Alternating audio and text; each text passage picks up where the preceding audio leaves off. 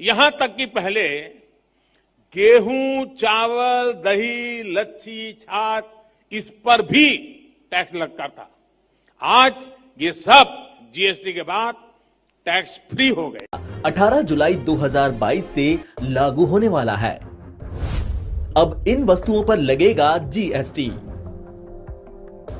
GST पर मिलने वाली छूट समाप्त करने का मतलब है कि डिब्बा या पैकेट बंद और लेबल युक्त मछली, दही, पनीर, लस्सी, शहद, सूखा मखाना, सूखा सोयाबीन, मटर जैसे उत्पाद, गेहूं और अन्य अनाज, साथ ही मुरमुरे पर अब 5% जीएसटी लगेगा।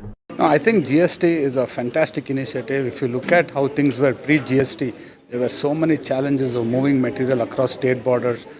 I think over a period of time, we will see that the government will unify the slab codes. It will become more and more regularized, and I think GST is the order of the day and a future requirement for the country. And every time the GST Council meets, they come up with better and better improvements, and it's just a matter of time when it becomes far better, and ease of doing business will just get that much more for the state and the country.